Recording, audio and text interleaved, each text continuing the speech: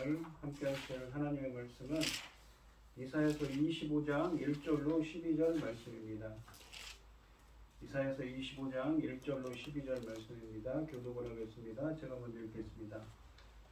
여호와여, 주는 나의 하나님이시라. 내가 주를 높이고 주의 이름을 찬송하오리니 주는 기사를 옛적에 정하신 뜻대로 성실함과 진실함으로 행하셨음이라. 주께서 성읍을 돌무더기로 만드시며 견고한 성읍을 황폐하게 하시며 외인의 공성을 성읍이 되지 못하게 하사 영원히 건설되지 못하게 하셨으므로 강한 민족이 주를 영화롭게 하며 포악한 나라들의 성읍이 주를 경외하리다. 주는 포악자 기세가 성벽을 치는 폭풍과 같을 때에 빈궁한 자의 요새시며 환난 당하는 가난한 자의 요새이시며 폭풍 중에 피난처시며 폭양을 피하는 그늘이 되셨사오니 마른 땅에 폭양을 제한같이 주께서 이방인의 소란을 그치게 하시며 폭양을 구름으로 가림같이 포악한 자의 노래를 낮추시리이다. 만군의 여호와께서 이 산에서 만민을 위하여 기름진 것과 오래 저장하셨던 포도주로 은혜를 베푸시리니 도시가 가득한 기름진 것과 오래 저장하였던 맑은 포도주로 하실 것이며 또 이 산에서 모든 민족의 얼굴을 가린 가리개와 열방에 덮인 덮개를 제하시며 사망을 영원히 멸하실 것이라. 주 여호와께서 모든 얼굴에서 눈물을 씻기시며 자기의 성으로 수치를 온 천하에서 제하시리라. 여호와께서 이같이 말씀하셨느니라. 그날에 말하기를 이는 우리의 하나님이시라. 우리가 그를 기다렸으니 그가 우리를 구원하시리로다. 이는 여호와시라. 우리가 그를 기다렸으니 우리는 그의 구원을 기뻐하며 즐거워하리라 할 것이며 여호와께서는 이 산에 나타내신 긴 모압이 거른 물 속에서 초계가 밟음같이 자기가 처소에서 밟을 것인즉 그가 헤엄치는 자가 헤엄치려고 손을 펴같이 그 속에서 그의 손을 펼 것이나 여호와께서 그의 교만으로 인하여 그 손이 능숙함에도 불구하고 그를 누르실 것이라. 내 성벽에 높은 요새를 걸어 땅에 내리시되 진토에 미치게 하시리라. 아멘. 오늘 본문 말씀의 제목은 연애를 베푸시니입니다. 이사야서 24장, 25장, 26장, 27장은 이 어떤 특정 나라에 대한 심판이 아니라 온 우주적인 심판에 대한 이야기를 한다고 그랬죠. 하나님이 전에 행하신 구원의 역사를 본문은 회고하며 이 만민이 시온으로 모여 하나님이 베푸신 연회에 참여하게 될 날을 내다보고 있습니다. 이 1절부터 5절을 보시면 이 1절부터 5절 말씀은 하나님의 백성을 압제하던 불경건한 성읍 곧 포악자를 물리치신 하나님을 찬송하고 있습니다.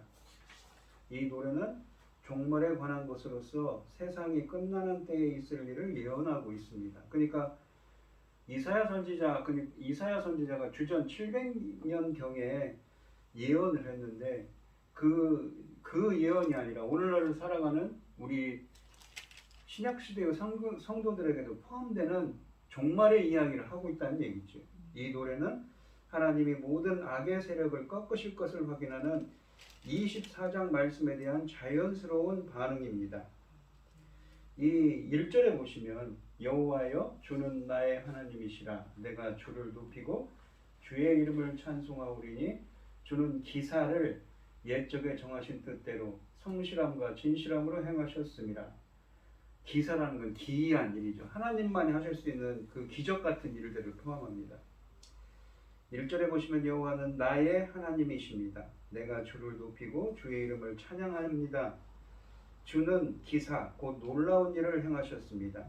주께서는 오래전에 계획하신 일을 정하신 뜻대로 성실함과 진실함으로 이루셨다고 고백하고 있습니다. 옛적에 정하신 뜻대로 성실함과 진실함으로 행하셨다고 고백을 합니다. 역사는 우연의 연속이 아니라 역사는 하나님이 처음부터 계획하신 대로 모든 일이 진행되어가는 무대에 불과한 것이지요. 그러므로 하나님의 백성들은 아무리 암울한 순간에도 좌절할 필요가 없습니다. 역사의 주인이신 여호와가 그들의 주님이시기 때문이지요. 또한 이 고백은 사람이 아무리 계획을 세워도 결국 하나님의 계획대로 모든 일이 전개된다는 사실을 강조하고 있습니다. 2절 말씀해 보시면 주께서 성읍을 돌무더기로 만드시며 견고한 성읍을 황폐하게 하시며 외인의 공성을 성읍이 되지 못하게 하사 영원히 건설되지 못하게 하셨으므로 라고 말씀하십니다. 주님은 성읍들을 돌무더기로 만드시고 견고한 성읍들을 폐허로 만드신다고 말씀하십니다.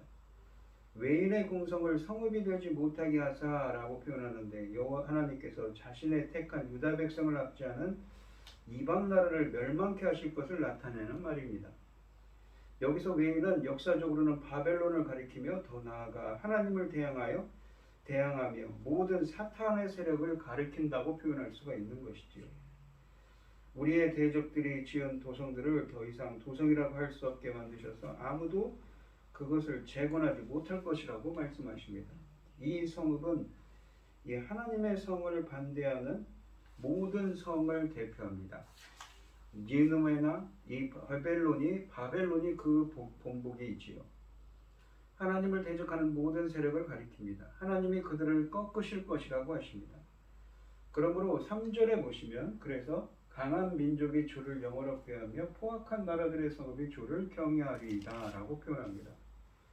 3절에 보시면 강한 민족이 주님을 영원롭게 하고 포악한 민족들의 성읍이 주님을 경외할 것이라고 말씀하십니다.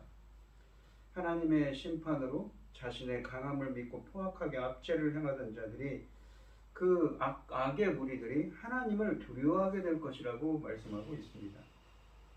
그러나 4절에 보시면 주는 포악자의 기사가 성벽을 치는 폭풍과 같을 때에 빈궁한 자의 요새이시며 환난당한 가난한 자의 요새이시며 폭풍 중에 피난처시며 폭양을 피하는 그늘이 되셨사오니 폭양이라는 것은 폭염, 강하게 내려치는 햇빛이지요. 이 4절에 보시면 하나님의 파괴는 다른 부류의 사람들의 찬송의 대상이 됩니다.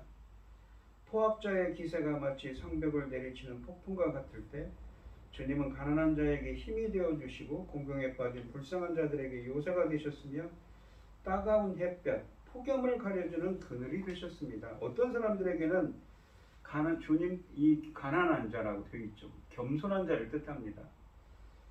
하나님의 뜻대로 살려고 하나님의 은혜를 구하는 자들에게는 주님의 보호가 임한다는 것이지요. 그 악의 세력들, 하나님과 그 성도들을 대적하는 악의 무리들은 심판을 하지만 그 겸손한 하나님의 백성들은 의인들은 어떻습니까? 주님께서 보호하신다는 것입니다. 폭풍이나 따가운 햇빛은 하나님의 백성을 압제하는 세력을 가리킵니다. 가난한 자는 세상의 체계로 성공을 쟁취하려는 사람들의 반대 모습입니다. 이런 맥락에서 시편에서 가난한 자는 하나님을 의지하는 자의 대명사입니다. 이런 가난한 자가 완성된 시온에 거하게 될 것이고 하나님은 그들에게 요새가 되시며 폭양을 피하는 그늘이 되실 것입니다. 하나님이 시온이 완성될 때 거기에 거하는 백성들이 보호의 축복을 받게 될 것이라고 말씀합니다. 이 5절에 보시면 어떻습니까? 마른 땅에 폭양을 제함같이 주께서 이방인의 소란을 그치게 하시며 폭양을 구름으로 가림같이 포악한 자의 노래를 낮추시리로다 라고 하십니다. 시온이 완성될 때 거기에 거하는 백성들이 보호의 축복을 받게 될 것이라는 의미입니다. 결국 종말에 거하는 남은 자는 교만한 자가 아니라 환난을 통과하면서 자신이 아무것도 아님을 인정하는 가난한 자, 겸손한 자를 의미합니다. 이런 사람에게 하나님은 종말의 시온산에서 요새가 되어 주실 것입니다. 5절에 보시면 폭양, 곧 따가운 햇볕, 폭염이 마른 땅을 마구 태우듯이 주님께서 이방인, 곧 거만한 자의 소란을 잠잠하게 하십니다. 구름이 폭양을 가림같이 주님께서 포악한 자들의 노래를 막으십니다. 선지자는 이 포악한 자를 심판하셨던 하나님의 일을 기억해냅니다. 성실하고 진실하신 하나님께서 이번에도 일어나 주시리라 믿고 있습니다. 이 때문에 아수르가 예루살렘 성을 포위하고 있는 위기 속에서도 주는 나의 하나님이라고 찬송을 할 수가 있습니다. 환난의 때 하나님의 구원을 경험했던 모든 이가 하나님이 이처럼 하나님 하나같이 이처럼 고백했습니다. 그리고 지금 우리가 찬송하며 고백할 이름인 것이지요. 환난 중에도 우리가 안전을 확신하며 담대할 수 있는 것은 하나님이 변치 않는 우리 요새이시며 피할 그늘이시기 때문입니다. 이 6절부터 8절 말씀은 하나님께서 주의 백성을 위해 마련하신 좋은 것들을 기록하고 있습니다. 종말에 그의 백성을 위한 잔치가 있다고 표현하고 있습니다. 6절에 보시면 만군의 여호와께서 이 산에서 만민을 위하여 기름진 것과 오래 저장하였던 포도주로 연회를 베푸시리니 이 산이라고 표현을 합니다. 우리가 당시에 이 산이라는 것이 시온산을 의미하겠죠. 하지만 비단 그 시온산만 의미하겠습니까? 더 나아가서는 산이라는 것은 주님이 계신 그 성산, 거룩한 산, 바로 천국의 연회, 천국의 혼인잔치, 천국의 연회를 뜻하는 말입니다.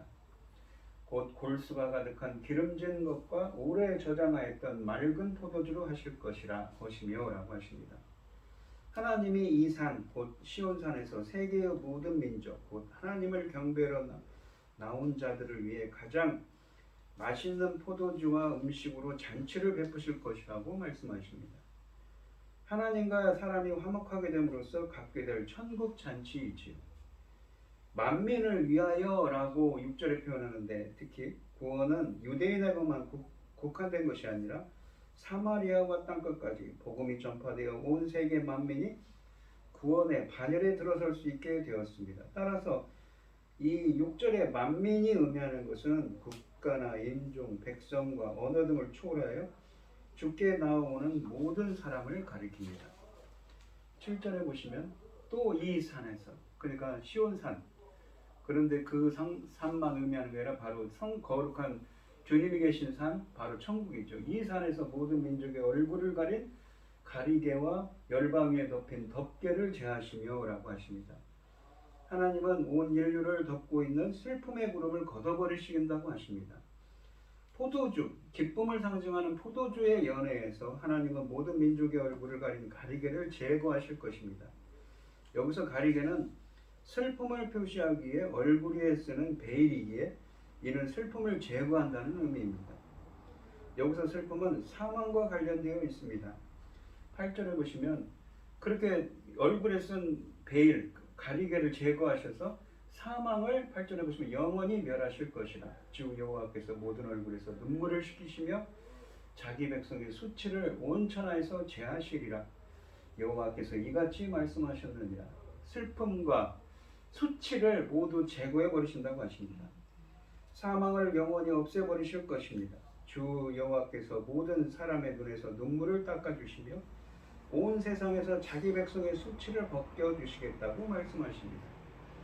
하나님께서 사망과 눈물을 없애고 영원한 생명과 기쁨을 넘치게 하십니다.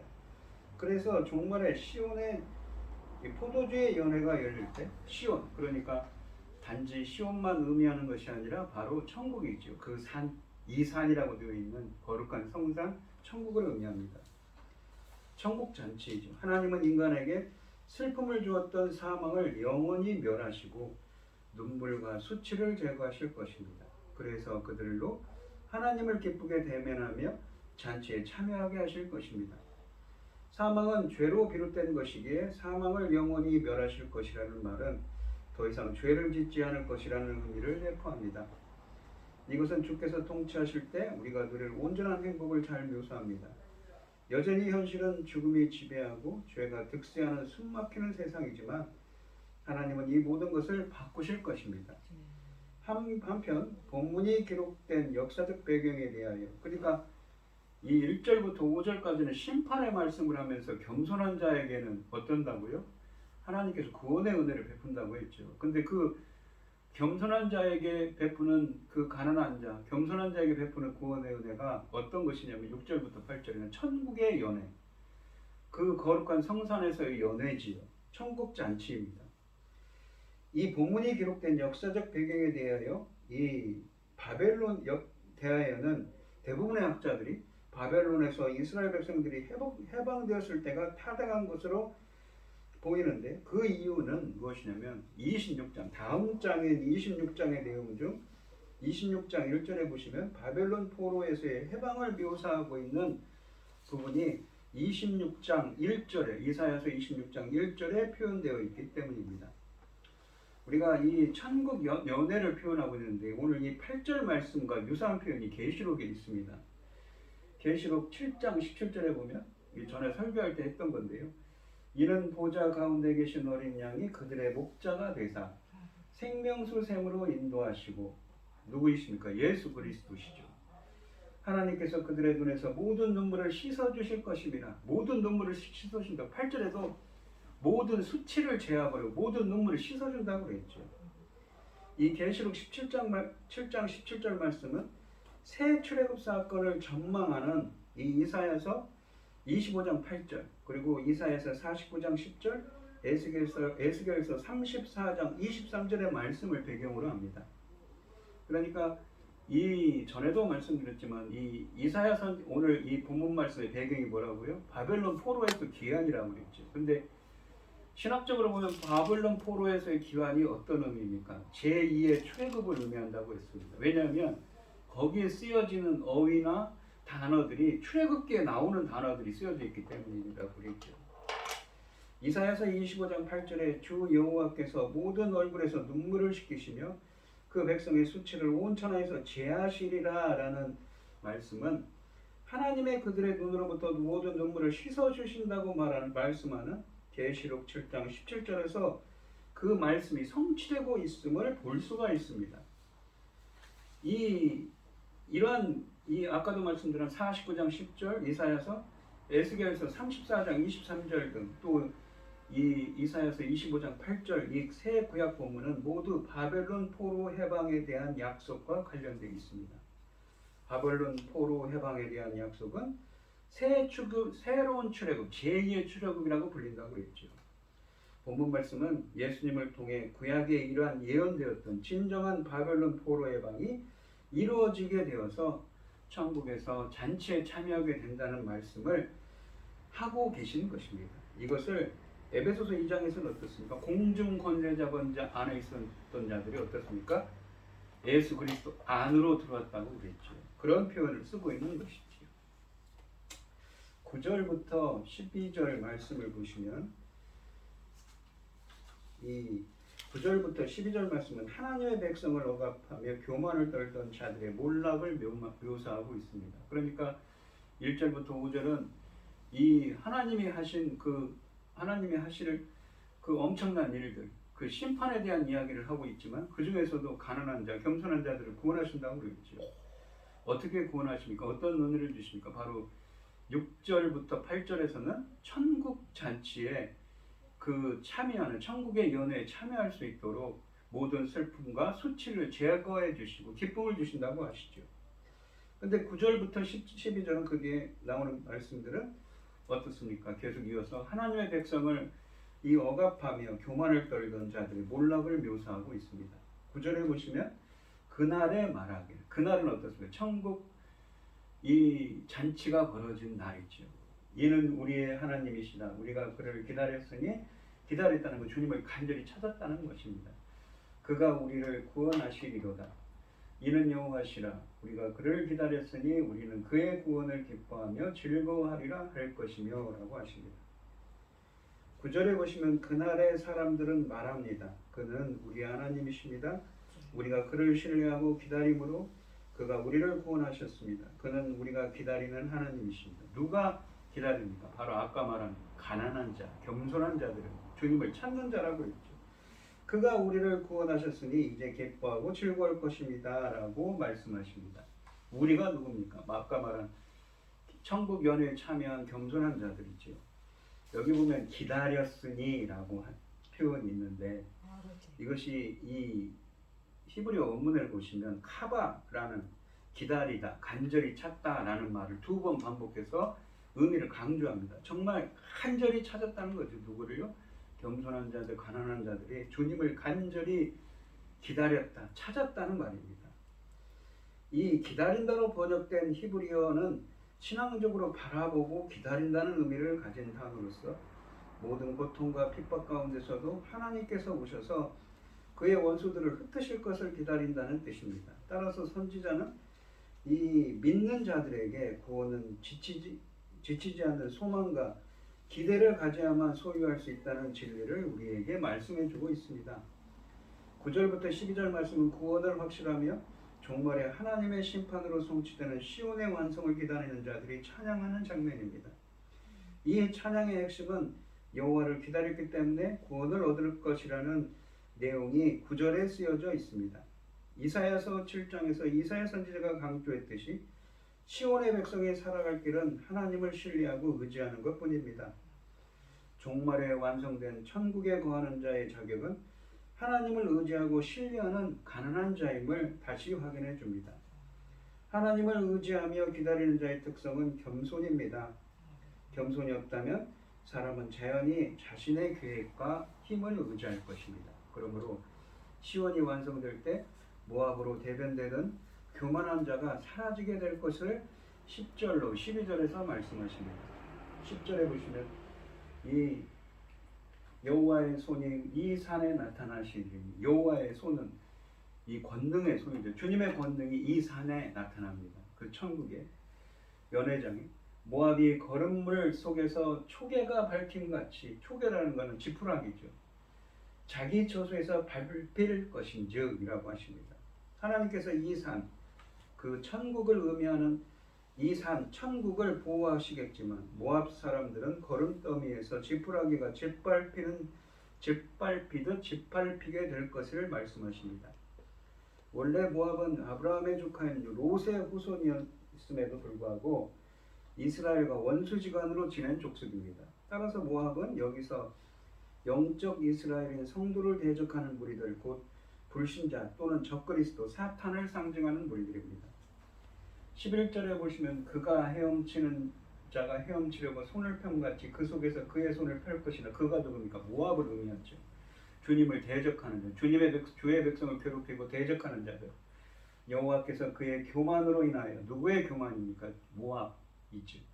그 손이 능숙함에도 불구하고 그를 누르실 것이라 이라고 말씀하십니다. 모압 사람들이 헤엄치듯이 손을 뻗쳐 헤어나오려고 합니다. 하지만 하나님은 그들의 교만과 그들의 능숙함을 누르신다고 말씀하십니다. 그들을 누르시고 그들의 교만한 콧대를 꺾으십니다. 그리고 12절에 보시면 내 성벽의 높은 요새를 허라. 내 성벽은 누굽니까? 모압의 성벽이죠. 땅에 내리시되 진토에 미치게 하시리라. 허물어 버신다는 것입니다. 모압의 높은 성벽 요새를 헐어 땅바닥에 띠끌과 흙무더기처럼 되게 하실 것이라고 하십니다. 높은 요새라는 표현은 난공불락의 요새라는 의미입니다. 따라서 이것이 허물어진다는 것은 완전한 패망을 의미하는 것입니다. 하나님을 대적한 자들에 대한 철저한 몰락을 가져오게 하시리라고 말씀하고 있는 것이지요. 오늘 본문 말씀을 보시면 이사야 선지자는 이 단지 어떻습니까? 이 바벨론으로부터 포로 귀환만을 위한 것이 아니라 이 계시록에 나온, 아까도 말씀드린 계시록 7장 17절에 나오는 이 천국 연회에 참여한 자들, 참여해서 예수 그리스도의 은혜로 말미암아 천국 연회에 참여한 자들이 그렇게 될 것을 이 예언적으로 말씀하고 있는 것이죠. 어떤 자들이 그러한 연회를, 주님이 베푸시는 연회에 참여하게 됩니까? 바로 겸손한 자들이죠. 주님을 기다리는 자들입니다. 하지만 교만한 모압 같은 교만한 자들은 어떻습니까? 주님께서 다 허물어버리고 심판하실 것이라고 말씀하십니다. 그래서 주님, 이 본문 말씀에서 주님을 찬양하고 있는 것이지요. 우리 성도님들도 주님이 베푸시는 연회에 참여할 수 있는 겸손한 자가 되시고, 모든 슬픔과 사망과 이 괴로움으로부터 눈물을 씻겨주시고 제거해 주시는 은혜가 함께하는 그 천국의 연회에 함께 참여할 수 있는 여러분들이 되시기를 축원드리겠습니다. 기도하겠습니다. 기도하고 축원하심으로 오늘 예배를 마치겠습니다. 하나님 아버지 감사합니다. 오늘 말씀처럼 이 산, 바로 천국의 거룩한 성산에서 열리는 천국의 예배에 그 연회에 저희들도 참여할 수 있도록 저희들을 붙들어 주시고 함께하여 주시옵소서. 본문 말씀을 통하여 우리가 배우듯이 가난하고 겸손한 자들, 주님을 간절히 찾는 자들에게는, 주님의 은혜를 구하는 자들은 바로 이 천국 연회, 주님이 베푸시는 천국의 연회에 참여할 수 있는 자들입니다. 하지만 교만한 자들은 어떻습니까? 바로 주님께서 반드시 심판하실 것을 말씀하고 있는 것이지요. 그래서 저희들에게 소망이 있습니다. 항상 주님께서 주시는 이 말씀의 소망을 붙들고 붙잡고 살아갈 수 있는 저희들이 되게 하여 주시옵시고, 저희들도 이 천국의 연회에 참여하여서 주님이 주시는 주님의 영광을 바라볼 수 있도록 주님 붙들어 주시고 함께하여 주시옵소서. 이 모든 말씀 거룩하신 예수님 이름으로 기도합니다. 아멘. 이제는 주 예수 그리스도의 은혜와 하나님의 극진한 사랑과 성령의 교통하심이 성도들 머리머리 위에 이제로부터 영원히 함께 있을지어다. 아멘.